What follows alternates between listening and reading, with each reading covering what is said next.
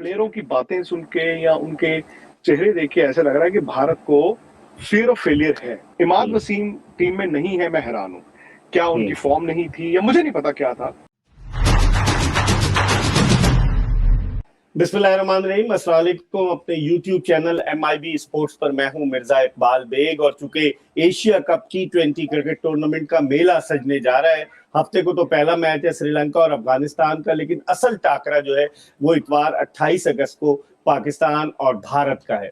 इस हवाले से जब बात आती है तो सरहद के उस पार जो है एक बड़े मारूफ स्पोर्ट्स एंकर जर्नलिस्ट जो खुद भी क्रिकेट खेले हैं, जो इस वक्त मैनेजिंग एडिटर हैं आज तक के, और उसके अलावा जो इनकी वेबसाइट है स्पोर्ट्स तक, उसको भी मैनेज करते हैं।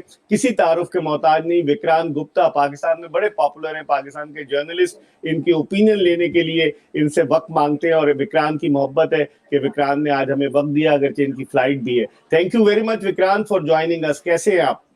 बिल्कुल इकबाल भाई, बिल्कुल ठीक ठाक। आई होप आप भी ठीक होंगे। एशिया कप की आप बात कर रहे थे। एक्चुअली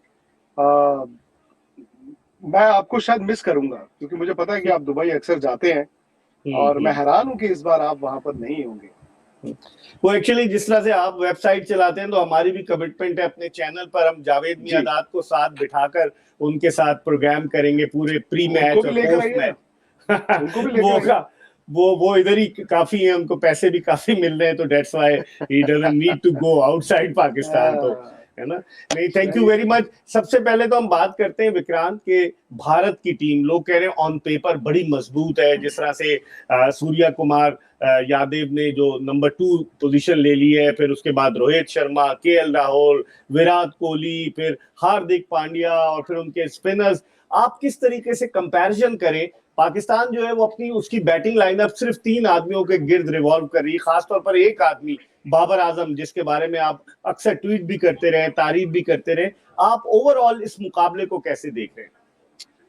इकबाल भाई, भारत की टीम तकरीबन वही है जो पिछले साल वर्ल्ड कप हार के आई थी। 10 विकेटों से हम पाकिस्तान से हारे थे, न्यूजीलैंड से भी हार गए, पहले राउंड में बाहर हो गए। तो बैटिंग में कोई चेंज नहीं है, हालांकि हम दोनों मैच बैटिंग के कारण ही हारे थे।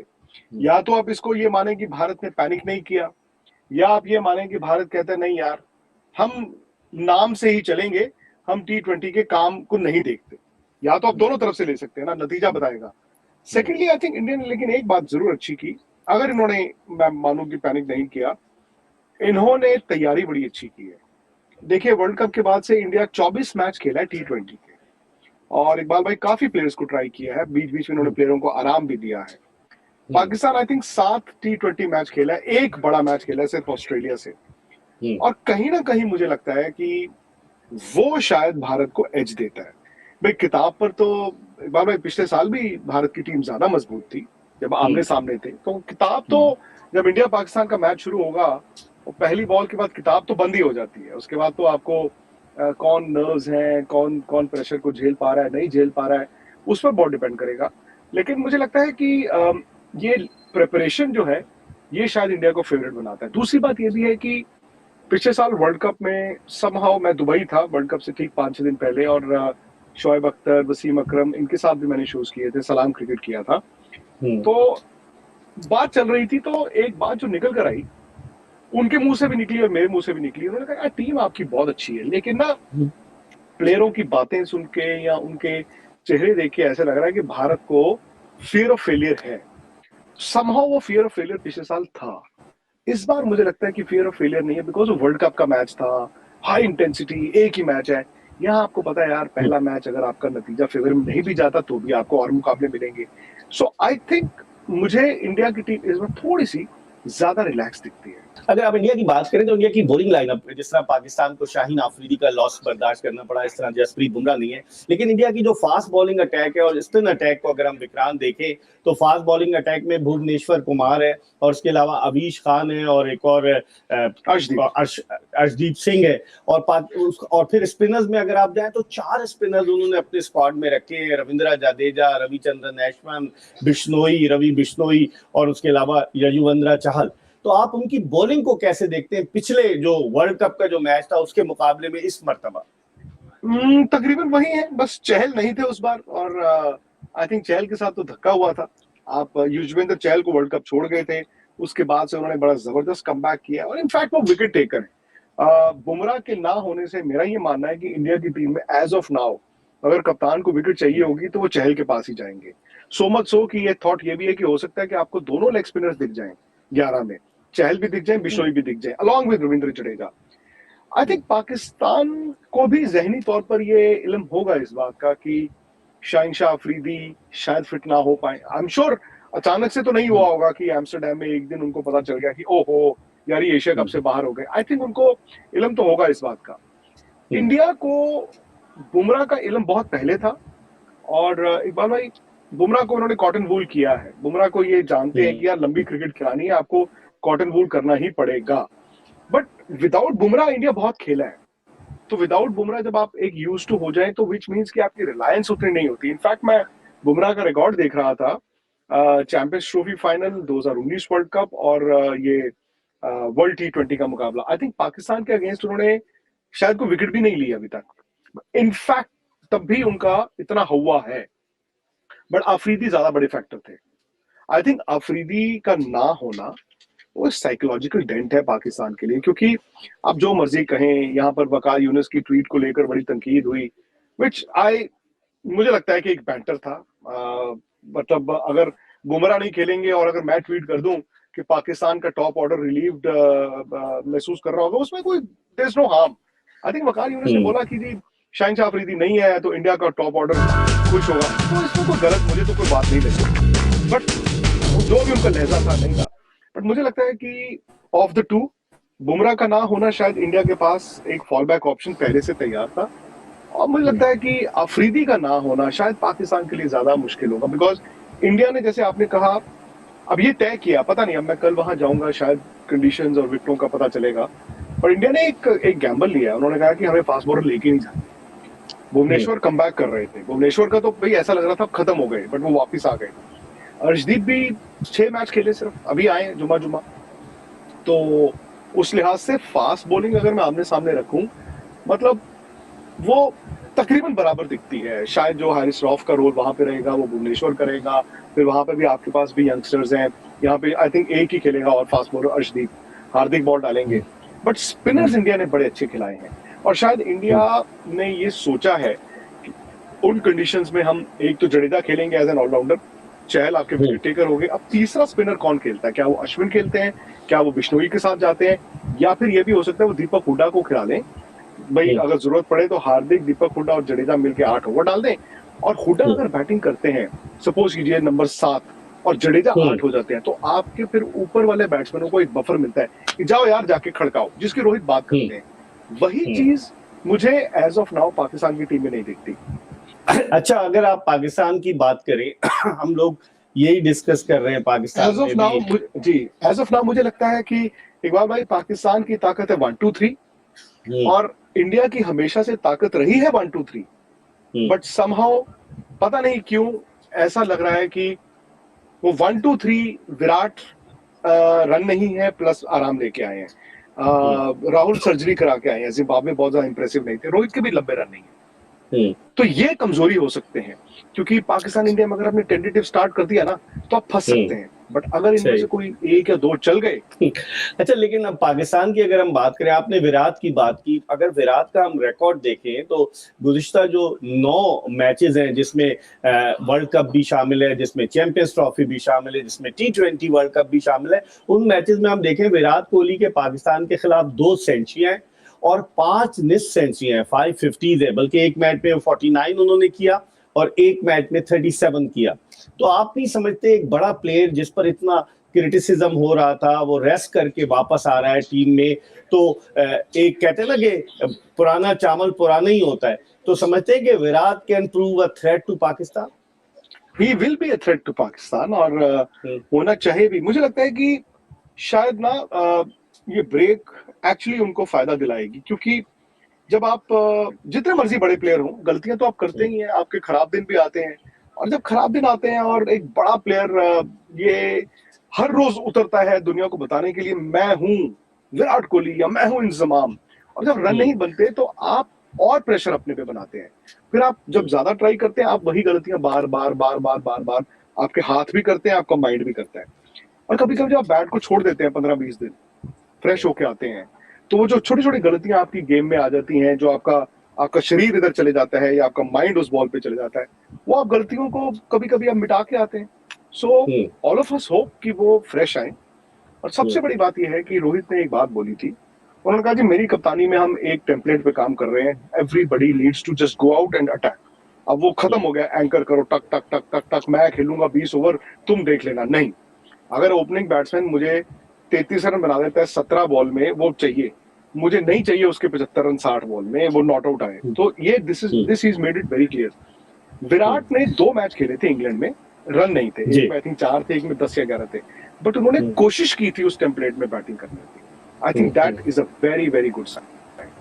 अच्छा, इसके अलावा अब देखें at the 11th hour at the last moment Rahul Dravid जो है उनका कोविड टेस्ट पॉजिटिव आया और वीवीएस लक्ष्मण जो है वो हेड कोच बन गए भारतीय क्रिकेट टीम के। आप समझते हैं इससे कोई फर्क पड़ेगा टीम की कारकर्दगी? राहुल द्रविड़ को कोविड है, हो सकता है कि वो मैच के पास या मैच के बाद वहां पर पहुंच जाए, लेकिन आई थिंक वीवीएस लक्ष्मण के पास भी उतना ही तजुर्बा है। मुझे लगता है कि मोर देन द कोच, वो क्रिकेट ऐसी चीज है जो टीम ने खेलनी होती है। कोच का काम तो है मैन मैनेजमेंट। ऐसा तो है नहीं कि कोच कहे कि इसको खिलाओ इसको मत खिलाओ या ऐसे खेलो वैसे खेलो। I think by and large psychologically तो फर्क पड़ता ही है, लेकिन मुझे नहीं लगता कि मतलब वो लाइफ एंड डेथ वाला फर्क पड़ेगा। सही। दूसरी तरफ अपने अगर विक्रांत हम देखें पाकिस्तानी फास्ट बॉलर्स को, चले शाहीन आफरीदी अनफिट हो गए, नसीम शाह ने अभी अपना वनडे डेब्यू किया, अभी तक वो T20 नहीं खेले, 13 टेस्ट मैचेस के बाद उन्होंने वनडे डेब्यू किया और 10 विकेट ली नीदरलैंड के खिलाफ सीरीज में, खासी तेज गेंदें कर रहे थे। उनके अलावा हारिस रऊफ भी हैं और इन्होंने वसीम जूनियर को भी टीम में रखा हुआ है और मोहम्मद हसनैन की बॉलिंग एक्शन को रीमॉडल करके वापसी हुई है।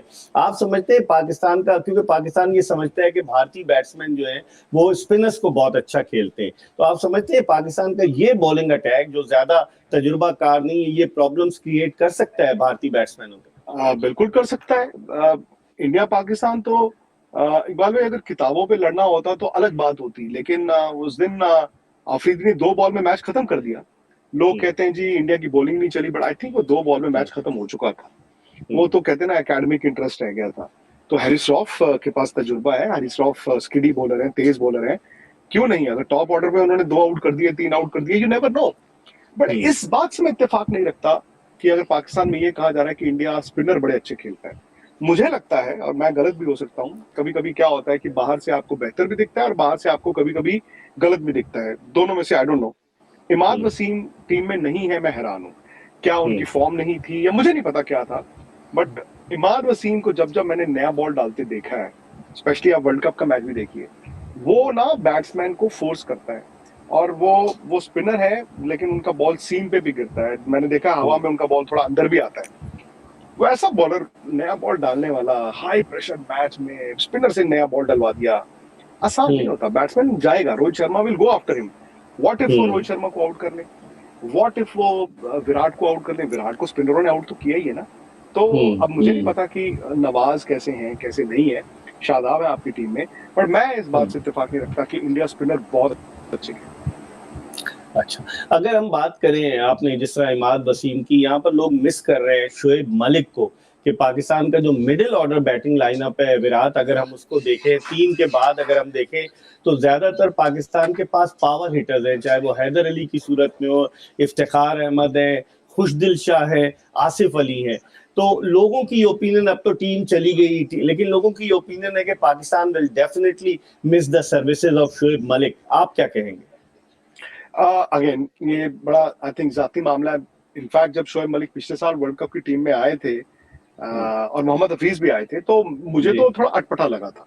हालांकि वो हो सकता है पाकिस्तान को फायदा ही हुआ हो, क्योंकि पता नहीं, मुझे लगता था कि T20 में ना इंग्लैंड, ऑस्ट्रेलिया, न्यूजीलैंड वो हमारे मुल्कों से बेहतर है जिस तरह वो खेलते हैं। ठीक है, इंग्लैंड जीता नहीं, न्यूजीलैंड भी जीता नहीं, मैं मानता हूँ, और इंग्लैंड ने अभी होम सीरीज भी इंडिया से हारी, फिर वो साउथ अफ्रीका से हारे, बट वो वापस आएंगे। उनका खेलने का तरीका डिफरेंट है। हम जो है ना इंडिया पाकिस्तान में कि नहीं यार लंबा जाना है, ओ यार 40 साल के को भी खिला लो, अब हमने भी दिनेश कार्तिक को कम बैक कराया, आई डोंट नो, मतलब दिनेश कार्तिक 11 में क्या ऋषभ पंत को बाहर बिठा के खेलेंगे, जो भी है। तो कभी कभी मुझे लगता है कि मतलब आपको ना रियर व्यू मिरर का ना काम रियर व्यू मिरर ही है, आपको पीछे देख के गाड़ी नहीं चलानी, गाड़ी आगे देख के चलानी होती है, पता मेरा जाती मामला है, आई don't no, I could be wrong also, but ये है कि हाँ आपकी बात ठीक है, जब इस तरह का मैच आए तो तजुर्बा काम आता है, बट फिर कितनी देर आप उस तजुर्बे पे ही टिके रहेंगे। सही। अच्छा, एक और चीज है विराट, के लोग कह रहे हैं कि चूंकि दुबई में मैचेस हैं पाकिस्तान इंडिया के, 2 मैचेस तो कंफर्म होंगे 28 को और फिर 4 सितंबर को, और अगर फाइनल के लिए क्वालिफाई करते हैं तो 11 सितंबर को। लोग कहते हैं कि दुबई में उमूमन जो रिकॉर्ड बताता है कि जो टीम टारगेट को, हदफ को चेस करती है वो कामयाब होती है। आपने पूरी दुनिया में क्रिकेट कवर की है, वसी तजुर्बा है आपका, आपकी क्या ओपिनियन है, और क्या ड्यू फैक्टर वहां रोल प्ले करेगा? क्या गर्मी वहां, क्योंकि अगस्त का महीना है, मैंने तो वहां कवर किया है, सितंबर में भी शदीद गर्मी होती थी, अभी भी जो इत्तलात है वहां बड़ी गर्मी है, इन तमाम चीजों को आप किस निगाह से देखते हैं? ड्यू का मुझे लगता है कि भाई आपको बेहतर पता होगा कि इन दिनों में वहां पर ड्यू होती है कि नहीं होती है, बट अगर गर्मी इतनी ज्यादा है, जो कि मैंने सुना है कि रात को भी टेम्परेचर शायद 30 डिग्री के पार है, विच मीन्स कि बहुत ज्यादा गर्मी होगी, ड्यू मुझे लगता है कि शायद उतना बड़ा फैक्टर ना हो, शायद, I could be wrong. I think due मैंने देखा है जब आईपीएल सितंबर अक्टूबर में जब हम जाते हैं तो थोड़ी सी ड्यू दिखनी शुरू होती है, और वहां पे लोकल टाइम 6 बजे मैच शुरू है, 6 बजे शुरू मतलब 9:30 खत्म, तो ये भी आपका थोड़ा वक्त बच जाता है। लेकिन वहां पे अब डिपेंड करेगा विकेटें कैसी हैं, बिकॉज ये बिगिनिंग ऑफ द सीजन है ना, और कुदरती पिछले 2 साल 20 और 21 में बिगिनिंग ऑफ द सीजन में हम लोग वहां पे आईपीएल खेल रहे थे, और ये देयर लाइज द कैच। दोनों अगर आप आईपीएल उठा के देखें 2020 और 2021, फास्ट बॉलर्स ने शुरुआती दिनों में कहर ढाया। क्यों? क्योंकि आप जब लंबी टूर्नामेंट के लिए, फिर उसका वर्ल्ड कप भी होना था, विकेटें शुरू में तो ड्राई दे ही नहीं सकते, विकेटें थी, उस पर घास भी था, और फास्ट बॉलर का कैरी भी था, मुझे याद है फास्ट बॉलरों ने हिलाया भी। अब ये देखना है कि इस साल आपको शुरुआती विकेटें कैसी मिलती है, क्योंकि अगर वो विकेट शुरू में ड्राई दे देंगे वो तो फिर 15 दिन में उनकी क्रिकेट ही खत्म हो जाएगी। तो ये देखना बड़ा दिलचस्प होगा। और आप समझते हैं कि चेस करने वाली टीम को एडवांटेज होगा दुबई में? टीमें आई थिंक आजकल चाहती हैं कि चेस करें, और इंडिया चेस अच्छा करता है। इंडिया की T20 में जो दिक्कत आनी शुरू हुई थी वो पहले बैटिंग करके ही आई थी, क्योंकि फिर वही टेम्पलेट की बात है, आप 160 बनाते हैं तो पता नहीं यार 10 रन ज्यादा बनाए या 10 रन कम रन बनाए, चेस करते वक्त आपको पता है 200 बनाने तो 200 बनाने हैं, बट वही बात थी कि आप T20 को कैसे लेते, जो इंग्लैंड ने आपको दिखाया है, आई थिंक ऑस्ट्रेलिया ने भी दिखाया है, न्यूजीलैंड ने दिखाया है, वेस्ट जी, वो एक्चुअली एक मीटिंग है जाने से पहले, तो वो बार बार मुझे वहीं से बस मैं आखिरी आपसे एक सवाल और पूछूंगा, मुझे पता है आपने जाना है, तो अभी on the current performance, Pakistan ने सिर्फ इस साल एक ही T20 खेला अगेंस्ट ऑस्ट्रेलिया, और आपने बताया कि वर्ल्ड कप के बाद 9 T20 पाकिस्तान के भारत 24 खेल चुका है, 7 पाकिस्तान के भारत 24 खेल चुका है, तो उसको देखते हुए आपकी नजर में हम कुछ किसी को फेवरेट तो नहीं करार दे सकते, या आप समझते हैं कि भारत का पल्ला भारी? इकबाल भाई पिटवाओगे मुझे अगर मैंने कह दिया कि इंडिया फेवरेट है, जो मुझे लगता है, और अगर इंडिया हार गया तो आप समझ रहे हैं ना फिर क्या होगा, चबा जाएंगे मुझे सब। लेकिन किताब में इंडिया थोड़ा सा आगे तो दिखता ही है। अच्छा, आखिरी आप अपनी गोल्डन जुबली मना रहे हैं अगले साल 13 जनवरी को, जो आपकी 50 साल हो जाएंगे विक्रांत गुप्ता के, और इतने अरसे से ये विक्रांत ने मास कम्युनिकेशन में इंग्लिश। जी भाई आप मेरे से बड़े हैं, और जब मैं जर्नलिज्म में आया था आपका बड़ा नाम था, मुझे अभी भी याद है। पाकिस्तान जब मैं 2004 में आया, 6 में आया, आपने जो प्यार दिया, जो इज्जत दी, ऐसे ही मतलब हम आप जैसों को देख देख के बड़े हुए। 12 जनवरी 13 नहीं 12 जनवरी, ये तो आप, और ये सब ये तो के हाथ में है, ये सब ऊपर वाले के हाथ में है। अगर ऐसा हुआ तो जरूर मनाइएगा, हम भी आपके साथ शरीक होंगे और हम आपको विश करेंगे। Wish you all the best, thank you very much, आपका बहुत बहुत शुक्रिया, आपको जाना भी था, विक्रांत आपने में वक्त दिया, it was pleasure, thank you, बहुत बहुत शुक्रिया आपका। प्लेयरों की बातें सुन के या उनके चेहरे देख के ऐसा लग रहा है कि भारत को फियर ऑफ फेलियर है। इमाद वसीम टीम में नहीं है, मैं हैरान हूं, क्या उनकी फॉर्म नहीं थी या मुझे नहीं पता क्या था। बिस्मिल्लाहिर्रहमानिर्रहीम, अस्सलाम वालेकुम। अपने YouTube चैनल MIB स्पोर्ट्स पर मैं हूं मिर्जा इकबाल बेग। और चूंकि Asia cup T20 cricket tournament का मेला सजने जा रहा है, हफ्ते को तो पहला मैच है श्रीलंका और अफगानिस्तान का, लेकिन असल टाकरा जो है वो इतवार 28 अगस्त को पाकिस्तान और भारत का है। इस हवाले से जब बात आती है तो सरहद के उस पार जो है एक बड़े मारूफ स्पोर्ट्स एंकर जर्नलिस्ट जो खुद भी क्रिकेट खेले हैं, जो इस वक्त मैनेजिंग एडिटर हैं आज तक के, और उसके अलावा जो इनकी वेबसाइट है स्पोर्ट्स तक, उसको भी मैनेज करते हैं, किसी तारुफ के मोहताज नहीं। विक्रांत गुप्ता पाकिस्तान में बड़े पॉपुलर हैं, पाकिस्तान के जर्नलिस्ट इनके ओपिनियन लेने के लिए इनसे वक्त मांगते हैं, और विक्रांत की मोहब्बत है कि विक्रांत ने आज हमें वक्त दिया, अगरचे इनकी फ्लाइट भी है। Thank you very much Vikrant for joining us. कैसे हैं आप? बिल्कुल इकबाल भाई, बिल्कुल ठीक ठाक। आई होप आप भी ठीक होंगे। एशिया कप की आप बात कर रहे थे। एक्चुअली मैं आपको शायद मिस करूंगा, क्योंकि मुझे पता है कि आप दुबई अक्सर जाते हैं और मैं हैरान हूं कि इस बार आप वहां पर नहीं होंगे। वो एक्चुअली जिस तरह से आप वेबसाइट चलाते हैं, तो हमारी भी कमिटमेंट है अपने चैनल पर, हम जावेद मियादाद को साथ बिठाकर उनके साथ प्रोग्राम करेंगे पूरे प्री मैच और पोस्ट मैच। उनको भी लेकर आइए। वो इधर ही काफी है, उनको पैसे भी काफी मिल रहे हैं, तो that's why he doesn't need to go outside Pakistan, तो है ना। नहीं, थैंक यू वेरी मच। सबसे पहले तो हम बात करते हैं विक्रांत के भारत की टीम, लोग कह रहे हैं ऑन पेपर बड़ी मजबूत है। जिस तरह से सूर्या कुमार यादव ने जो नंबर 2 पोजीशन ले ली है, फिर उसके बाद रोहित शर्मा, KL राहुल, विराट कोहली, फिर हार्दिक पांड्या और फिर उनके स्पिनर्स, आप किस तरीके से कंपैरिजन करें? पाकिस्तान जो है वो अपनी उसकी बैटिंग लाइनअप सिर्फ 3 आदमियों के गिर्द रिवॉल्व कर रही है, खासतौर पर एक आदमी बाबर आजम, जिसके बारे में आप अक्सर ट्वीट भी करते रहे, तारीफ भी करते रहे। आप ओवरऑल इस मुकाबले को कैसे देख रहे हैं? इकबाल भाई, भारत की टीम तकरीबन वही है जो पिछले साल वर्ल्ड कप हार के आई थी। 10 विकेटों से हम पाकिस्तान से हारे थे, न्यूजीलैंड से भी हार गए, पहले राउंड में बाहर हो गए। तो बैटिंग में कोई चेंज नहीं है, हालांकि हम दोनों मैच बैटिंग के कारण ही हारे थे। या तो आप इसको ये माने कि भारत ने पैनिक नहीं किया, या आप ये माने कि भारत कहता है नहीं यार, हम नाम से ही चलेंगे, हम T20 के काम को नहीं देखते। या तो आप दोनों तरफ से ले सकते हैं ना, नतीजा बताएगा। सेकेंडली आई थिंक इंडिया ने लेकिन एक बात जरूर अच्छी की, अगर इन्होंने, मैं मानूं कि पैनिक नहीं किया, इन्होंने तैयारी बड़ी अच्छी की है। देखिए, वर्ल्ड कप के बाद से इंडिया 24 मैच खेला है T20 के, और इकबाल भाई काफी प्लेयर्स को ट्राई किया है, बीच बीच में इन्होंने प्लेयरों को आराम भी दिया है। Pakistan I think 7 T20 match खेला है, एक बड़ा मैच खेला है सिर्फ ऑस्ट्रेलिया से। और कहीं ना कहीं मुझे लगता है कि वो शायद भारत को एज देता है। भाई किताब पर तो इकबाल भाई पिछले साल भी भारत की टीम ज्यादा मजबूत थी जब आमने सामने थे, तो किताब तो जब इंडिया पाकिस्तान का मैच शुरू होगा, वो पहली बॉल के बाद किताब तो बंद ही हो जाती है। उसके बाद तो आपको कौन नर्व्स हैं, कौन कौन प्रेशर को झेल पा रहा है, नहीं झेल पा रहा है, उस पर बहुत डिपेंड करेगा। लेकिन मुझे लगता है कि ये प्रिपरेशन जो है, ये शायद इंडिया को फेवरेट बनाता है। दूसरी बात ये भी है कि पिछले साल वर्ल्ड कप में समहाउ मैं दुबई था वर्ल्ड कप से ठीक 5-6 दिन पहले, और शोएब अख्तर, वसीम अकरम, इनके साथ भी मैंने शोज किए थे, सलाम क्रिकेट किया था।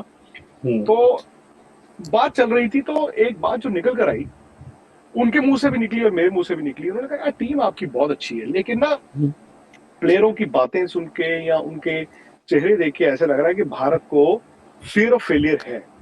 समहाउ वो फियर ऑफ फेलियर पिछले साल था, इस बार मुझे लगता है कि फियर ऑफ फेलियर नहीं है, बिकॉज वो वर्ल्ड कप का मैच था, हाई इंटेंसिटी, एक ही मैच है।